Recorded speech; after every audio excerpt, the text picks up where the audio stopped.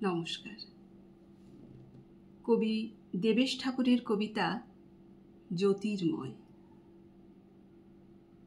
পুটু ঠাকুমার পোশাকি নাম যে জ্যোতির্ময়ী, নির্বাচনের দিন ছাড়া কেউ জানত না। গ্রীষ্মের দুপুরের মতো শূন্য সিঁথির বিপুল বৈধব্য নিয়ে কত মায়াবী সকাল মুছে যায়, কেটে যায় কত নিস্তরঙ্গ ভোর। সাদা থান, সাদা সিঁথি, নগ্ন হাতে শ্বেত অন্ধকার, আদিগন্ত সাদা কুয়াশা ভেজা জীবন। তবু পুটু ঠাকুমা রং ভালোবাসত। রঙের টানা ভরণ দেখে নিশ্চিন্তে বলে দিত, বোধহয় বর্ষা এসে গেল। পলাশের প্রথম কুঁড়ি ফোটার আগেই জানিয়ে দিত, ফাগুন আসছে, পিচকিরিতে রং ছুটিয়ে।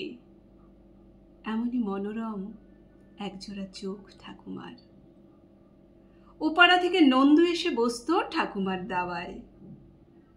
অন্ধ ছেলেটির চোখে শুধুই রাধার নীলাম্বর, কিংবা মৃত্যুর মতো কালো এলো চুল। নন্দু জানতে চাইত, অশোকের কুঁড়ি ধরেছে ঠাকুমা? গন্ধ পাচ্ছি যেন আকাশের রামধনু নেমেছে মহুয়া বনের দিগন্তে। কৃষ্ণচূড়ার ডালে বসেছে সেই পদ ভোলা নীলকণ্ঠ পাখি। নন্দু গান শোনাতো ঠাকুমাকে। আছে সে নয়ন তারায়, আলোক ধারায়, তাই না হারায়। ঠাকুমা ভাসত চোখের জলে। আলোক ধারা যে চোখেও দেখলি না বাপ, দেখলি না? কালো মেঘের কোলে সাদা বক ভেসে গেলে তুলি খুঁজে পান না যামিনী রায়। নন্দু জেদ করত, এবার দোলে কিন্তু একটা পিচকিরি কিনে দিতে হবে। সে না হয় দিলাম, রং দিবি কাকে? তোমাকে, রঙে রঙে ভিজিয়ে দেব তোমাকে।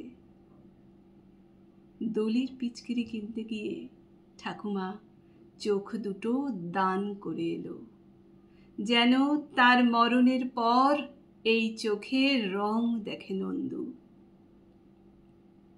যায়রা বলে, করছো কি? পরজন্মে যে কানা হয়ে জন্মাবে। পুটু ঠাকুমার হাসিতে ঝিলিক মারে রং বাক্সর পৃথিবী।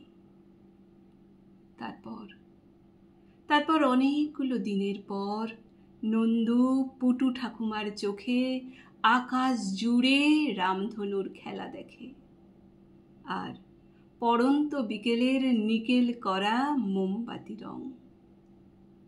বলতে ভুলে গেছি, এখন ওকে নন্দু বলে ডাকলে খুব রাগ করে। নন্দু কেন, জানো না আমার নাম কি? জ্যোতির্ময়।